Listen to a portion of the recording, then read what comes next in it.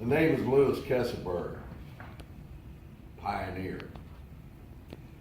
First, I want to thank the fine ladies of the Geneseo Ladies Auxiliary for asking me to speak before you all today as part of your fabulous Frontier Days celebration. I myself once sat in this very same schoolroom when this was the only schoolhouse in all of Sangamon County, way back in the years of the 1830s. There wasn't any schooler higher than the 6th grade, and damn, pardon me ladies, darn few of us were stuck on for any more than that anyway.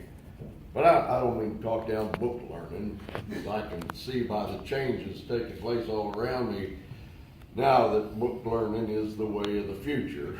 The time has come when a book or a pencil is more at home in a man's hand than his pistol or his knife, and a man no longer tests his mettle against the weather and the earth, but rather in his own private hell in an office.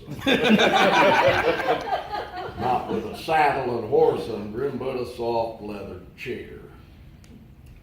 Anyway, kids, what the ladies have asked me to do is talk about the West, and so I reckon that's what I'm going to get on with.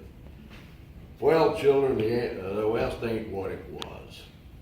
I know the likes of the stories y'all hear, and I suppose the West sounds like a magic place full of wild adventures of desperados, pistoleros, and red monster men coming to carry off little girls, and all must sound pretty exciting. But I think the reason the ladies brung a raggedy piece of saddle tramp like myself was to show you about the worst possible example of what the West can do to a man. So y'all be a little more apt to stay on here in Illinois and be good little Dutch farmers. You don't have any idea just how raggedy ass the West was. And no matter how much you hate this place in your enviable youth now, I'm telling you plain, you better believe that when you're 2 weeks of walking through country you don't know, behind cattle who don't want to be anywhere but where they just come from, wagons breaking down, sleeping on cold, wet ground, eating real poorly and soaked through by rain, blistered by the sun, you start to reconsider. But your eyes are still looking west. By the time you decide you've had enough, you're too far along to consider going back, and that's when it really gets tough. You start hoping for an ox to drop dead from the heat so you got more than beans and stagnant water to fill your belly with. And while you're eating him, you realize that the wagon it was pulling is going to be one ox slower, and the next ox is going to be one ox sooner getting to your belly. And still there's nothing to do but go on. You fall behind and you miss the rains, or you hit the snows and there's a salt desert to cross, and you start to distrust them other people more than the devil, because there's hoarding and stealing and raping and lynching.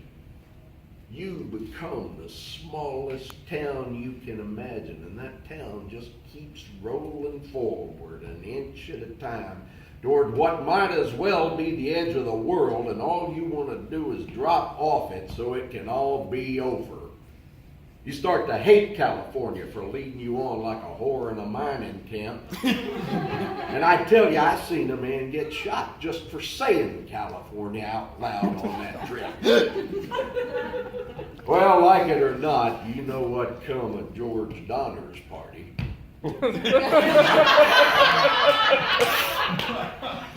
How do you think a person survives after all the hell I just told you about, and then gets himself stuck up in a mountain pass that ain't a pass? You got no food, and you're pissing on each other's hands to keep them from freezing, and picking bits of corn out of each other's shit just so you can eat it again.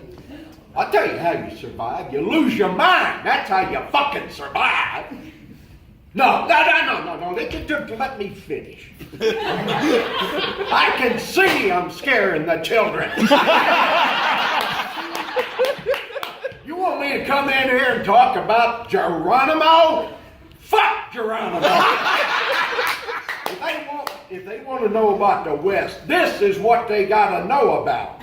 What I wish to hell somebody would have told me before I was frying up a dead friend's heart to eat while his wife was still crying over the body.